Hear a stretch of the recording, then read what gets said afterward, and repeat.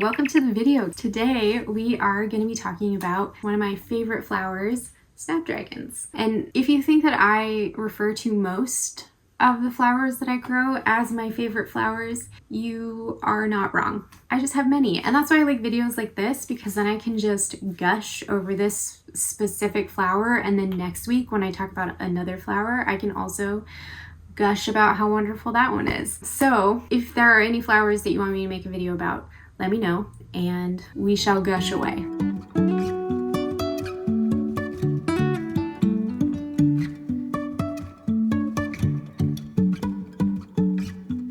So Snapdragons are an annual. They prefer cooler temps, which means that most often they are going to bloom in the springtime and early summer, depending on your region and area.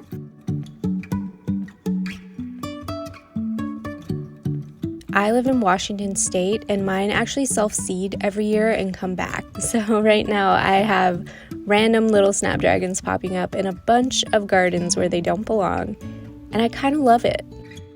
You can direct sow them after your last frost, or I find that they transplant really easily, so you can start them about 6 to 8 weeks before your last frost date. So these are probably my least favorite seed to start, aside from poppies. They are teeny tiny, and it takes so much concentration for me to like isolate one seed, to pop it in a cell tray.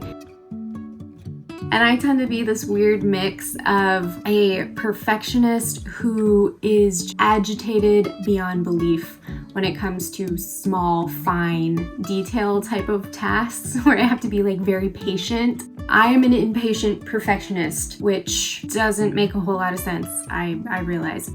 Last year, my snaps did suffer from rust, and they are pretty susceptible to powdery mildew.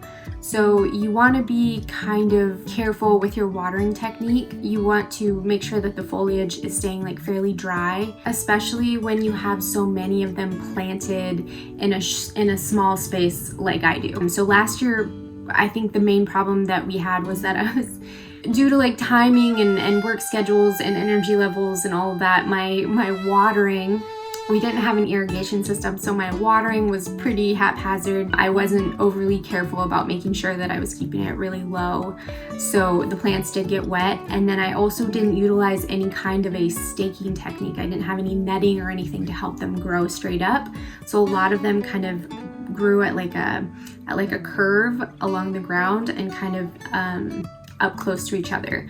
So there wasn't really good airflow through that. And then with the hot temperatures and them being wet, like that's kind of an excellent breeding ground for disease, which is exactly what happened, and it was a nightmare. And honestly, I had never really dealt with it before, so when it started happening, I was like, what the heck are these brown spots all over my plants? So instead of being really diligent about picking the leaves off and taking the plants out that were infected, I just kind of left them in there, which then allowed it to spread across all of them, which was very disappointing, but a lesson well learned. So yeah, just make sure that you have really good airflow between the plants, they're spaced out correctly, and then just watering when it's cool and making sure that the water stays low to the ground and isn't getting all of the leaves and the stems like super wet where they're going to stay wet all day. So I cut a couple of varieties from my own garden this morning just to show you some examples of what I grow. I think I only have 2 right now. I usually grow 3 different varieties. This one is probably my favorite. Hold on, okay. What is that? Do you see that? That is the craziest, coolest thing. Oh my gosh. You don't know this about me, but I am slightly obsessed and amazed by insects and all the creepy crawly things in the garden, and this is absolutely blowing my mind. Back to this flower, this variety of Snapdragon, these are the Madam Butterfly snaps, and so they have this like roughly edge and almost like a double bloom. So they're a lot fluffier and fuller, and I just think that this color is like so beautiful compared to These are the Chantilly, and they are more of a single bloom. Let's put those together. And so they're a lot more wide open. And these are the two main varieties that I grow. I also have this one, this one's kind of like a peachy pink, and then this one's just a little bit of a deeper pink.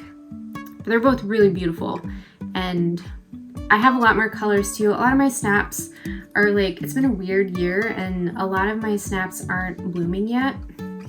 So, but the Madame Butterfly and the Chantilly, these are the two main varieties that I grow. And then I also have some of the Rocket variety, which is kind of more of that standard Snapdragon. I'll pop some pictures up so that you have an idea of what they look like. So yeah, if there's a flower that you want me to talk about next, let me know in the comments. And I think that's pretty much it. So thanks for hanging out today, and I'll see you guys in the next one. Damn, look at that. This video is gonna be all over the place.